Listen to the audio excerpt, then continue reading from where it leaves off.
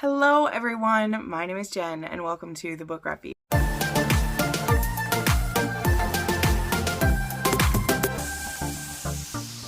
Alright, hi! Welcome to one of my most anticipated videos that I film every year.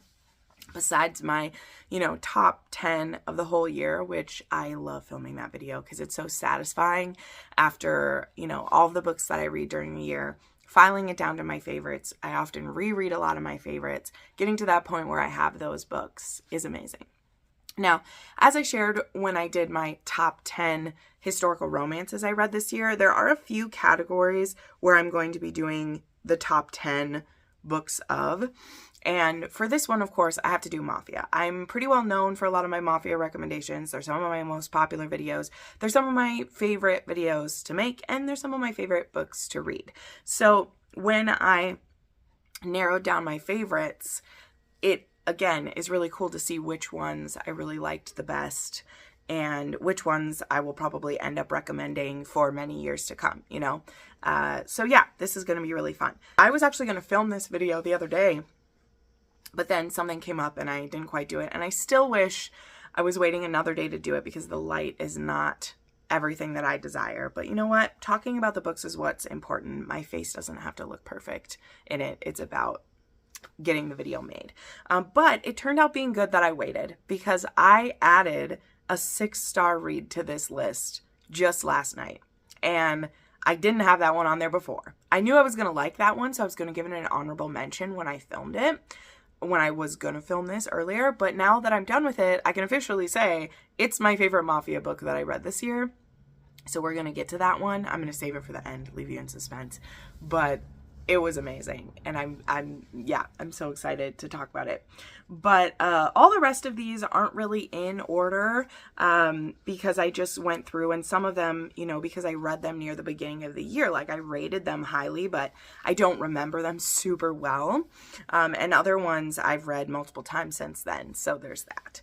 But yeah, I'm just going to go through these and a little bit of stats for you, as I did with the historical romance. So I read 54 Mafia Romance this year, and I categorize that as like organized crime of any type, whether it's literally Mafia, Cosa Nostra, the family, Yakuza. I don't have any Yakuza on here, but you know what I mean? Like the crime family in Canada, like wherever they are, organized crime is what I'm including under Mafia, just to clarify for people. Or if they are from a Mafia like family, I did as well, because you'll know the one I'm talking about when I get there. But there is one of these that I included in the Mafia sphere, though the two characters in it aren't like directly there. So that one's also under my like honorable mentions. I don't have a ton of honorable mentions, okay? There's literally just like 2 books, or a series and a book that fit under that. All the rest, you'll see what I mean. So I read 54 Mafia romances. 41 of those were reading them for the first time, right? Because, I do a lot of rereads. Either I'll reread via audio or I reread just because it's one of my favorite Mafias, so I'll be doing that. Or books that are picked for Patreon. So I read 54, 41 are new, and of those, 8 were new to me authors, which is, when you think about it, compared to some of my like other ones, that's a really low number for how many were new to me authors. And part of that straight up being is that I don't trust generally other people's Mafia recommendations. Now maybe that's a bit hypocritical since that's what I do, is give them out, but because I've read so many Mafia romance, I tend to be very picky about what I'm looking for these days, okay? Just because they're in the Cosa Nostra or because they're a capo doesn't mean that I'm going to like them. So I've become pretty picky about that through the years, but still. Well, also too, a lot of these authors have multiple books in a series coming out in one year. So those aren't, once I read them the first time, they're no longer like a new to me author, right? So yeah. That's what we got going on. So like I said, I'm going to start with a couple honorable mentions. One honorable mention isn't actually a Mafia romance. It's what I would consider a fantasy Mafia series. But I adore this series so much, and I'm never going to stop talking about it. So you just have to indulge me for a couple of minutes. You can move on to the ones that are actually romances if you want, but it's my channel and I'll talk about it if I want to. So I want to quickly reference the Greenbone saga, which I've been talking about for the last few months. I started reading this series in September. I read it because my friend and booktube big sis Crystal from Crystal's Bookish Life read these, and she hasn't stopped talking about them. And so I actually buddy read Jade City with one of my friends, and then she decided that she didn't want to continue, but I was like, I'm not done with these. And I have read one of the books each month since then. I actually just wrapped up Jade Legacy and it crushed me. So again, this isn't Mafia romance. There are a few romances within the series, but this doesn't have like open door sex scenes. That's not what it's about. This is about the family, which is why to me this reads as like a fantasy mafia series. It's Asian inspired. There is magic that you use jade to perform it, and there is this one family, the Call family, that is basically running a clan that is in power, and they have rival clans that they're fighting against, and this whole series is basically about one long hot and cold war with another clan, and it goes from the beginning of that war until the end. And this series was just, it was phenomenal. So like I said, I know my romance crew, you have no interest in this, but again, it's my channel and I wanted to mention it. And when we're talking about Mafia books, though we are talking about Mafia romance, I don't care. That's why it's an honorable mention, okay? Don't take this recommendation anywhere else, but I will die on the hill that this was a fantastic series. I gave this last book 6 stars, but that really represents the series as a whole. And if you don't only read romance, which I generally do only read romance, but I made an exception to read this series, and I'm very glad that I did. So anyway, honorable mention for the Greenbone Saga by Fonda Lee. Highly recommend the audiobooks. Do yourself a favor. It's magnificent.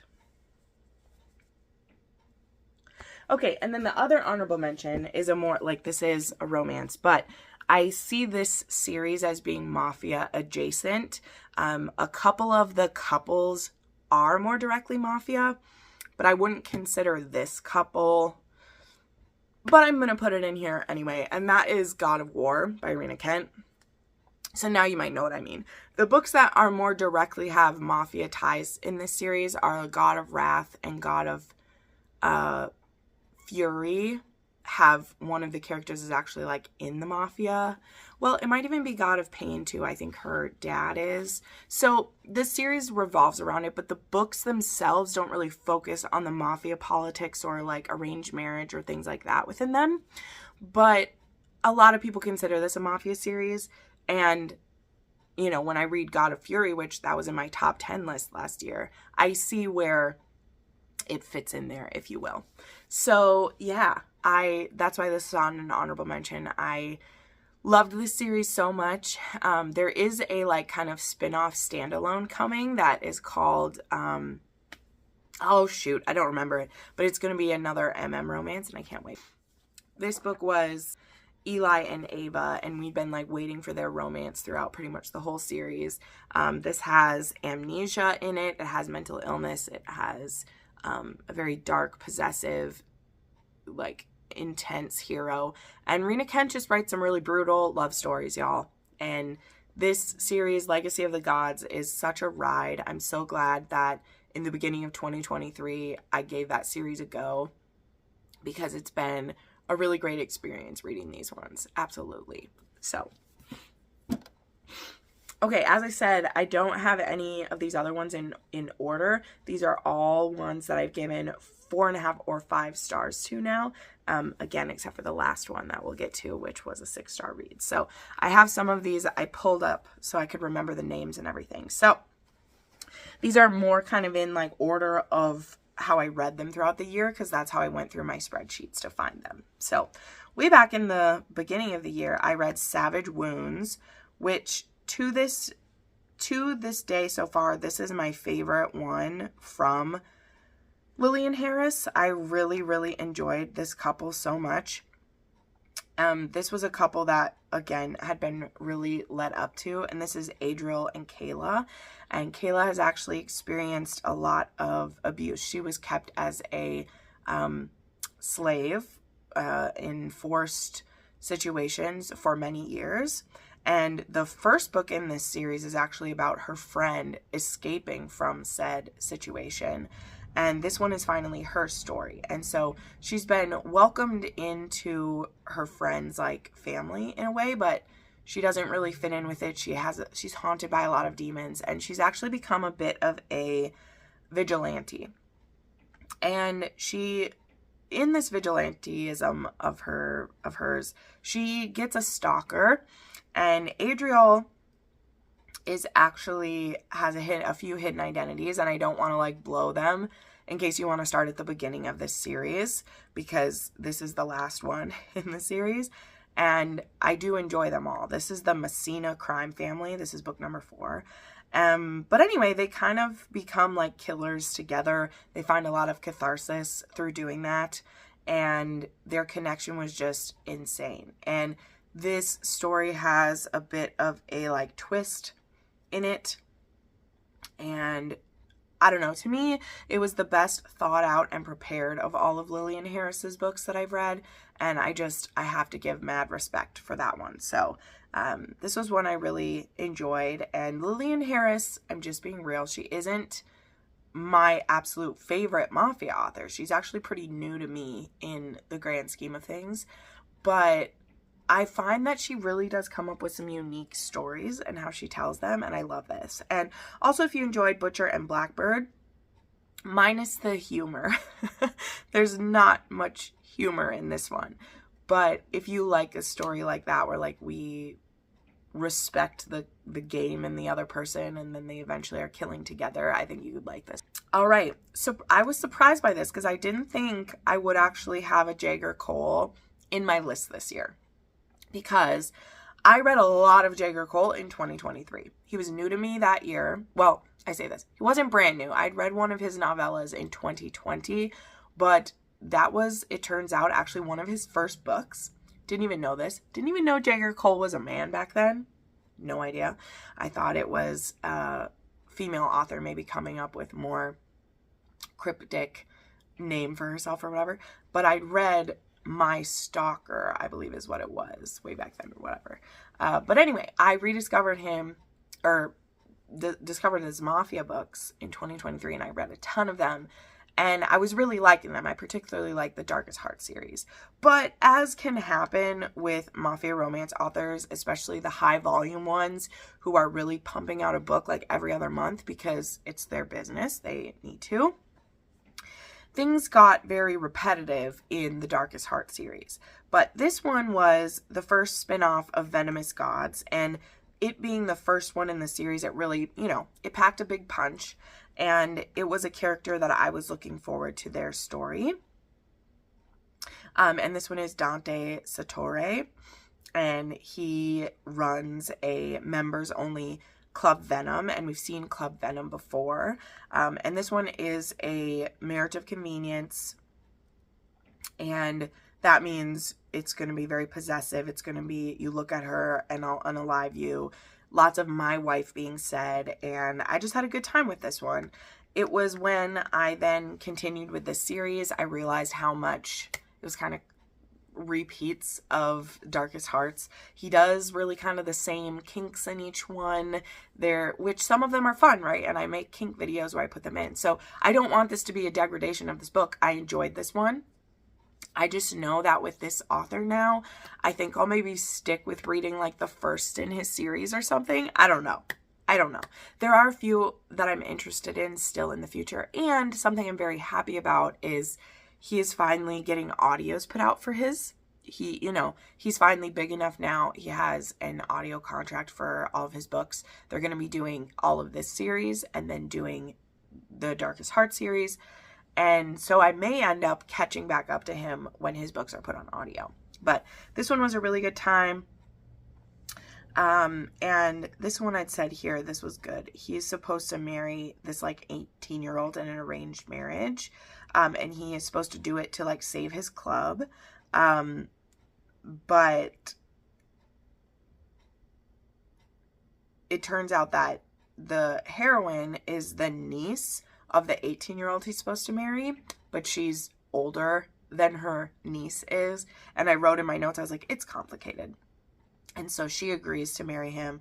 And there is also this thing hanging over that Tempest is planning to ruin him before she dies.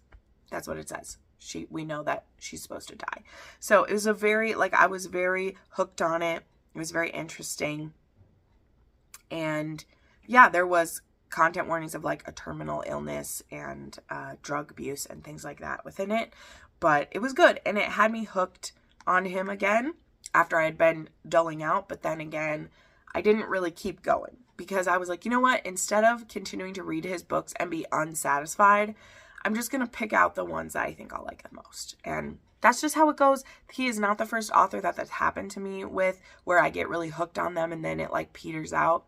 That happens to me a lot because it is difficult for an author, any author, who is putting out that volume of books to sustain not only unique characters over and over again, but new plots. And authors who they write BDSM one time and then every book in the series has to be BDSM. And that is a bit played out for me. So anyway, again, I wasn't trying to bitch about that one. I like that one.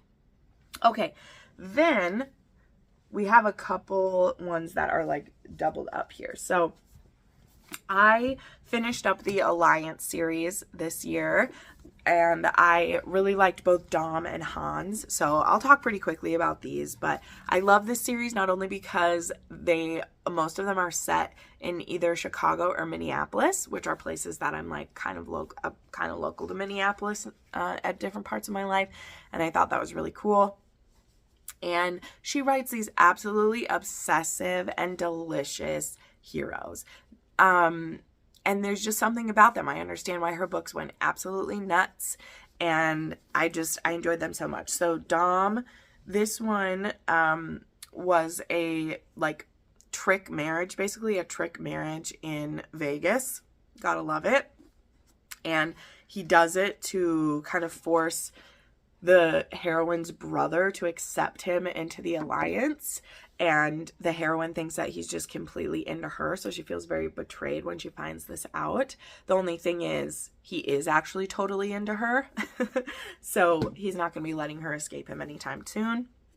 And then there's Hans, which this one was my favorite in the series. I loved it. This is the one that he is an assassin, and he takes out like sex traffickers and baddies like that, but he lives in this cul-de-sac and he's slowly bought up all the houses around him, except one time he's out of town when one of the other houses goes up for sale, so he misses out on buying up the last house in the area. And this woman named Cassie buys it, and she keeps trying to endear herself to her neighbor by baking and making things. And she's a horrible baker. But the thing is, he doesn't want anyone else to eat her food. So even though no one can see him doing it, he eats everything she gives him and then brings back her Tupperware containers. And he also will sneak into her house when she's gone for the day and make sure her house is secure, because she will leave the stove on or leave the door open, and he just doesn't want anything to happen to her. And I think it's so cute. I love it so much. So I just really love this series. You got to go into it expecting bonkers, right? A lot of Mafia that I love is like that, but you really got to go in expecting the bonkers. And if you do, you're going to have a great time. It's going to be a really good time for everybody involved. So next up, we have Men of the Falls by Melanie Moreland, and this includes both Aldo and Roman, and this is just this little duet about this kind of like hotel and casino in Canada called the Maple, and it is Mafia like adjacent, and there's some direct stuff to do with it as well, but particularly the first book is a little more focused on the hotel and casino part of it. And our heroine actually gets a job working there. And so Aldo is the one who oversees the casino and hotel side of it for the most part. And so he is the one who like hires her and gets her a job there. And he quickly becomes fascinated with her, but he doesn't have time to have someone in his life. He's really busy, but why does he want to have lunch at the same time as her and talk with her and flirt with her? And he just can't help himself. He can't stay away from her. And it's just really cute. That one is actually pretty short. Like, Aldo is kind of the smaller one for sure. But I listened actually to both of the audios for this as well, and I loved it. And then we have Roman, who his story is very intense actually, and he starts we're starting on kind of the mafia side of it in this one. And there's this woman who owes him money, and in exchange for getting out of her debt, she tries to offer him her sister. Like, straight up tries to offer her sister as like a, slave to him, as human property.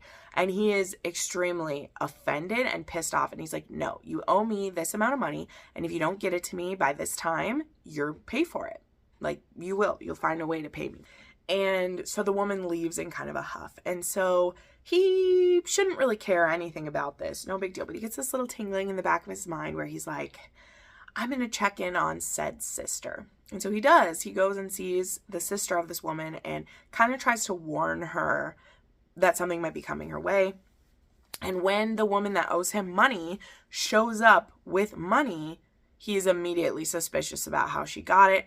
And sure enough, he discovers that though he refused the offer of accepting the sister as payment, there were other people who were willing to give her money for her sister's life. And so Roman, again, he doesn't know why he feels so compelled to do this. He does feel a little guilty that he didn't stop her more aggressively. And so he steps in and rescues this woman, and in doing so, pisses off another criminal faction. And so to keep this woman safe, he protects her at his hotel. I mean, he is protecting her, but he also doesn't let her leave. And to protect her even more, he makes her his wife. And they're both very attracted to each other, so he's happy to make this sacrifice in a lot of ways. But she's like, I didn't want to marry you. I don't want to be forced into this. Just let me be, just let me go. And he's like, no, you don't understand. If I let you go, they're gonna throw you right back into this situation.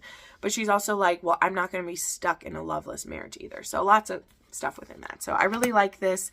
The thing I say about these two is I know I talked about some kind of serious topics right there, but these are also kind of mafia light, as it were. So when I might recommend, beginner mafia or whatever, this would be a good one. I had such a good time with this duet. I loved the audiobooks. I loved how quick moving some of these were. And I enjoyed them so much. So are they the highest quality and of the very best ever? Maybe not, but they're freaking good. So, and as I always do, by the way, I do have links down below to all of these. If you want to snap up an audio or an ebook or a physical book, you can get that down below. All right, next up in the order of how I read them, we have Darkest Sins by Neva Altaj. This one's going to be shiny, so I'm going to hold it like this. This one is book 9 in the Perfectly Imperfect series, and this one is about an assassin named Kai and a woman who is a child of the Cosa Nostra, Nira. And in the beginning of this story, she's actually going to vet school, and she's actually I believe in an internship with an animal hospital. And she comes across this man who is bloodied and shot and dying, and he won't let her call the hospital. So she brings him in and actually sews him up that night. And she now has created a stalker and a protector for life. And so he is actually a paid assassin. And he now, whenever he's not doing a job, will come and stalk her and watch her. And there are different times where, she has saved him, and now he steps in and will save her sometimes when she finds herself in dangerous situations or this or that or whatever. And there comes a tipping point in their relationship where he gets betrayed and actually taken away for a good period of time, and she believes he left her. And so she finds herself in a tricky situation. I loved this book. I love so many books in this series, and I loved Kai and Nira so much. I thought their connection was fascinating. He doesn't even call her by her name for a good part of it. She doesn't even know his name for a good part of it. And I think he calls her his tigress, and she calls him her demon or her devil or whatever. And I just love that type of stuff, okay? I love it. Nival Taj has stepped up her game so much recently, and I have nothing but respect for it. It's wonderful. And this one is Angelo Rizo and the heroine Vittoria and Angelo. And so this one is another case of a sibling trying to sell off their loved one. There is this man who he owes a lot of money to, Angelo, and he offers his sister, who is a virgin and pure and all these things, and offers her in exchange for his debt. Now, Angelo is extremely offended by this, but he agrees to have the girl. But he is not as forgiving of this brother as the brother's hoping that he's going to be.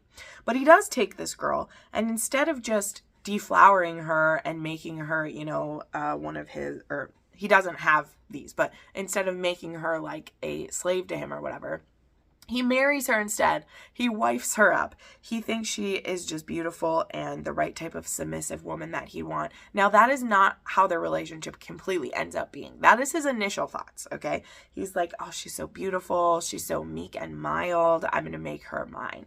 And she's very terrified. She's been abused a lot of her life, and she's discovered her brother just tried to sell her to this man. And lucky for her, though, again, he falls head over heels for her, and they do connect in a lot of ways, and she becomes really kind of his soft place, his peace. And there are a lot of people in his life that are trying to take him down, that are trying to destroy him. And when you're that type of man, to be able to have a woman who's completely loyal to you and loves you is a very unique thing for a man in his situation. So I really love this one. I loved how much he champions her and shows her love and kindness when she's never had that. And I love those things. It's also a bit of a Cinderella story type as well. Michelle Hurd likes to write those for sure. And I like to read them. So no complaints there. All right, then there was his Tesoro by Amelia Rossi. And I love this one. You'll know. Talked about it multiple times at this point.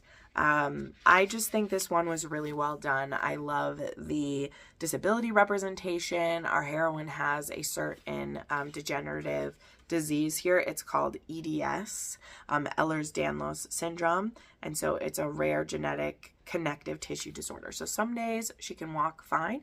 Other days her joints hurt so bad she can't even move. And her father, she's from the Bratva, and her father set up this marriage with the Italians without, of course, any input from her, and also didn't even tell her future husband, like, what disability she has or what's going on. And sure, he was hiding that because he thought maybe this guy wouldn't want a defective bride, where really all that it does is it makes him look like a liar to this guy. And also it meant that our hero did not have the chance to prepare his home for his wife, who needs special accommodations because she's disabled. Like, it's not her fault. But it is seen as so shameful in the Bratva. And I mean, it's not just the Bratva. Lots of mafia would see it that way. So initially when our hero marries her, I forgot his name for a minute. Matteo and Sophia are their names. This book actually has some art in it as well, which I just love. Some spicy ones. I love it. Where's a pretty one? Let me show you a pretty one. Look at them. Yeah, he buys her a special aid dog, which is amazing. But he's planning to stay as far away from her as possible because he's like, I don't want any emotional connections. This was a marriage in name only, for business only. That's it. But he very slowly becomes charmed by her. And what I do love is even from the beginning, when he's only planning to be married to her for business purposes, he still is kind to her in ways that she's never experienced, in as simple a form as like trying to find her a wheelchair that's better for her, trying to find her items that make her life easier, things her own family has never tried to do. And then that just all ramps up a notch when he starts to actually talk with her and eat some of her baked goods. We have another heroine who's winning him over by his stomach. And I mean, she is very beautiful too. And so we have this man who really had nothing to do with her disability, why he wasn't interested.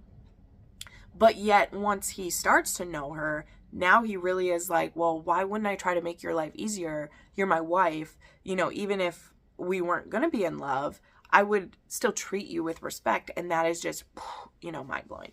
So I love this one. I love their connection. He is so protective and romantic to her. I love the use of sexual aids in here. In aids as in like special like pillows to help her have comfortable sex, like simple things. But again, so thoughtful to see in a book, and you can really tell the author, you know, was very diligent about putting those things in there. And it's beautiful. So the thing I always bring up just to warn people, and it's why personally this book isn't even higher. Like, this book had potential to be 6 stars for me, but the third act like spun it off the axis for me kind of a lot. And that's why my official rating for this one was 4.5 stars when I really wanted it to be 6 stars. But I just caution people because some people really have a problem with the third act and some people are like, I don't even care, whatever. And I'm somewhere in the middle because the 70% of this book that is perfect is perfect. And then there's a part of it that I'm like, where went all the character development you just set up? It just disappeared. And I think that's a weakness. But I have had the feedback of many of you who don't give a fig about it. And I've had people who are like, it completely ruined it. It's trash. And I'm like, I'm sorry.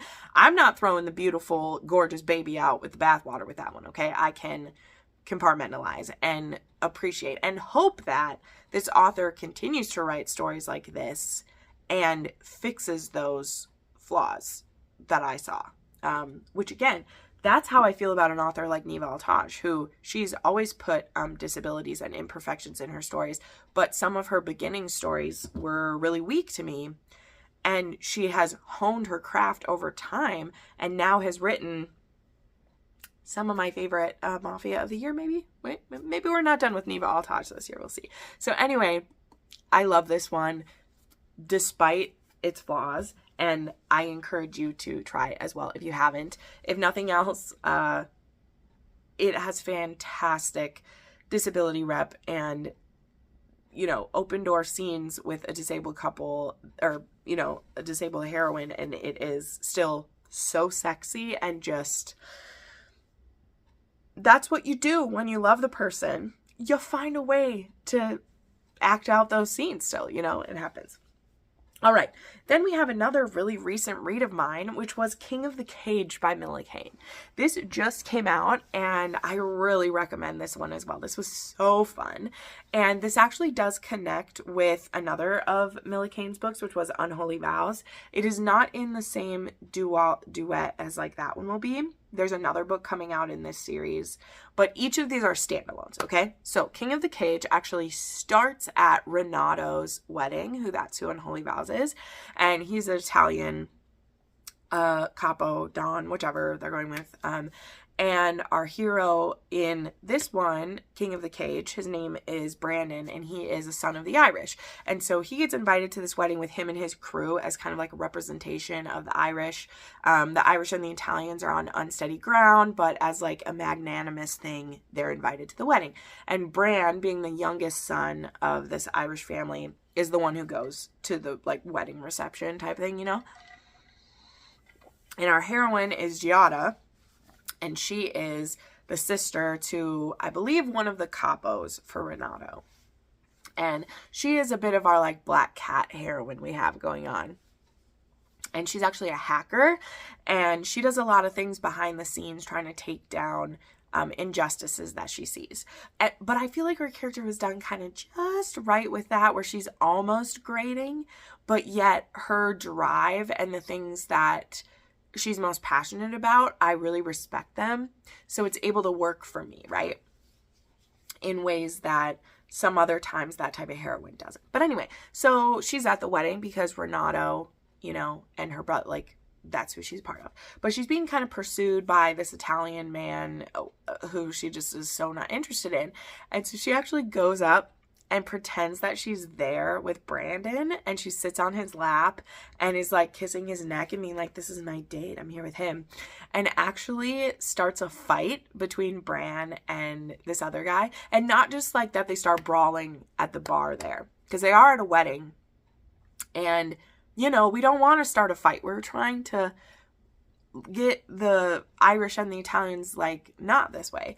But because of the way this guy acts, they actually set up an official fight. And so Bran is going to like fight for her for real. And he's like, once I kick this guy's ass, I'm going to want a reward. And she's like, oh, you are you? And he's like, yeah, I want you to be waiting in the bathroom for me. And she's like, okay, hotshot, we'll do that. So while he's beating the crap out of this guy, she's like, I don't owe this guy shit. Which, to be fair, she doesn't owe him shit. But she did kind of rope him into a fight by sitting in his lap when he had nothing to do with this. So we as the reader are like, girl, come on, you owe him like a couple kisses or something at least. But she leaves. And later on, they bump into each other again. She gives him what he owes. There's a back and forth. And he's now fully obsessed with her. And she's just kind of like, I don't want any of this drama. But when we get into the real plot of this, so we have that fun stuff happening with them. They're very attracted to each other. He is ready to pursue this woman. Like, he's in on it. There is this drug going around that's very dangerous. It is like an elevated date grape drug. And his younger sister and her friend actually at different times actually get drugged with this. Now her friend gets drugged with this and it's meant for her. So that's actually very disturbing to her. And this drug makes you basically a doll, because you'll do whatever they want and then you forget it at the end. So it's called zombie juice is what this drug is being called. Very, very nice. That puts interesting thoughts in my head. But Giada starts looking into it on the hacking side of it, and Bran starts looking into it after what happens to his sister, and they both actually end up running into each other again, and they are actually both trying to like break into this secret society that is the ones responsible for passing it around, and to stop themselves from getting like outed, Brandon pretends that he is trying to get into this secret society. And to do so and prevent him from having to share her with the other men, he says, well, she's my fiance, so I won't be sharing her with anybody. And he uses that situation to actually force her into a marriage. So that's all I'll say for now. That's actually all like very beginning of this story. He's obsessed with her. They're both trying to infiltrate the secret society. He uses it as leverage to force her into a marriage. And there we are with all of that. So it's a bit crazy, but what I love about this one, okay? Brandon is a top tier hero. Just the right amount of obsessed, just the right amount of sexy. This tall, Viking-esque, like Irish fighter. He's rugged, he's sexy. And then Giada, she is that black cat of a heroine. She's smart. She is the hacker, and she has all of those things. Now, I gave this one as well. This was a 4.5 star. When I rated it, I rounded it up to 5 because I read an arc. The little bit of a caveat I hold for this one is that there are more people that should be told what this drug is doing, because there are people who this drug has been used on them and we just decide not to share. And so it leads certain people to continually put themselves in danger. Whereas if we would have just told them what's happening, they wouldn't be causing this. But it's like the author wants to use that person as a plot device, so we never tell them. That's how I'll say that. And that got kind of irritating after the first time we did it. And then I was like, well, do you care about this person or do you not? Because like this person is also from the underworld life. So it's not like it's your friend in college that you're trying to keep out of the mafia. Like, they're involved. So how about you tell them what's happening and not ignore them, right? So anyway, I like this a lot though, and I'm really happy that I read another Mafia from Mila Kane, and I can't wait for more. The next one coming out, Brutal Legacy, is actually the next one in after Unholy Vows. But they're not, like, that's a duet, but it's a different couple in each book. So you can read Unholy Vows and there's no cliffhanger or anything. Okay. So now we get to my latest edition. That is a 6-star read. And as I mentioned, it's another Neva Altaj. So her newest release comes out on the 13th, and it is called Sweet Prison. And I just finished it last night, and it was a 6-star read. So I don't want to talk about it too much, since this is, you know, gonna come out before that video is even, or that book is even out yet. But this book is actually directly connected with Darkest Sins. She has a few of the books, so this is the 10th book in that series. And most of her books, you can just read them a la carte, as it were, whenever you want, because the characters very thinly connect. She has books about the Bratva, the Italian Mafia, the cartel. Like, she has books about all these. But Darkest Sins starts, like, is happening the same time as Sweet Prison. Because Sweet Prison is actually a pen pal romance between what starts as a, like I think a 15-year-old girl. Hold on, let me explain myself. She's writing letters to her stepbrother who's in prison. He's doing a, like, 20-year sentence, pretty much. So he went to prison when she was, I think, 3. He ends up serving like 17 years or something. He goes to prison for actually killing their brother. So he is the older stepbrother. He's 17 years older than her. He doesn't even know her. He wasn't, like, living in the house when she was there. But he really liked his stepmom. He really did. Who's the mom of these little girls. And he loved his stepbrother, who is closer to his age. And so he killed the man who killed his stepbrother, and there was some corruption happening. I mean, who are we talking about? They're in the mafia, okay? Like, corruption is kind of your due. But he gets put in prison. And so from the age of, I think he's 20 when he goes to prison, and he's in there for 17 years. And so when our heroine is about, like, 14 or 15, she first writes a letter to her stepbrother in prison. There is nothing romantic happening between these two at all. It is, she, I think, writes him for, like, a school project to start with. And he isn't even planning to read it, whatever. But he starts to notice that she's kind of sharing some certain information about the family that she doesn't even know she's sharing. And so then begins about, like, 6 or 7 year thing where she is secretly sending him information that he then double checks what he's being told by his men, because he's technically the heir to, he's supposed to be the next in charge once he's out of prison. And some people aren't telling him everything. And this sweet little girl, who, again, at the time she's like 14, 15 when she first starts writing him letters, is, like, fact-checking things for him. And through the years, she does a lot of things to get him information, and that's why you can see that this book is taking place the same time as Darkest Sins, because she's writing these letters to him. And in Darkest Sins, we get to a point in the book where Massimo gets out of prison, and there is an interaction in that book where you're like, what's going on between him? By the time he's out of prison, our heroine is, I believe, 20 years old. And for the past few years, she's been in love with him. And he's never seen her since she was 3. So he's thinking that he's writing, like, in his mind, she's forever a little girl, you know? So he has no sexual or romantic feelings toward this person. He's completely using her for information. That is it. Until her father dies. And he's brought out of prison by guards for his stepfather's funeral. And he gets a look at a now 17, 18-year-old stepsister who is this beautiful woman that he's been imagining a child all this time. So whatever. It's a little taboo. It's supposed to be. He's 17 years older than her.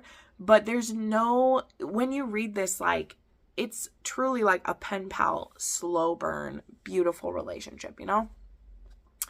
And once he gets out is when the real fun begins. And also there's a big emotional tangle because he feels like a pervert. she is completely in love with him. There are going to be a lot of people judging, a lot of people watching, and he is very broken by his time in prison, and she's the only one who brings him any peace at all. And this book is just written so good. I'm like talking too much about it, I know. But that's like all like kind of setup of the story. I'm not going to spoil like how it fully goes out. But so, and because this is perfectly imperfect, the kind of like disabilities and or imperfections are she has a skin condition. So she was often very shy and meek, and she was bullied for how she looked and everything. And he has some mental health issues, shall we say. And they're perfectly imperfect together. It was wonderful. So I've talked enough, but this is my favorite Mafia of the year. It's a 6-star book. I'm so glad, as I said, I waited a few more days to film this because it's everything that I ever wanted, okay? It's magnificent. And I highly, highly recommend that you give this one a try as soon as it comes out. I'll have links down below. And it was wonderful. So there you go. That is my list of my favorite Mafias with a few honorable mentions. Let me know what your favorites are. Maybe give me your top 3 Mafias you read. I did, in case you're wondering, already do a video where I was reacting to viewers' favorite Mafia. I will link that up here. I wanted to make my own video with my favorites, so you'll see there are a few crossovers for sure. So definitely check out that video as well. Thank you so much for all of your support. Of course, in the month of December, I've said I have a bunch of giveaways going over on my Patreon. You do not need to be a paid member to participate in them. I'm going to be doing about 10 giveaways throughout the month, so definitely check that out. All you have to do is be a follower there for free, and you can enter all of them. But if you want to support my channel, that's also a good way to do it. Thank you so much for watching, my friends, and we'll see you next time. Bye.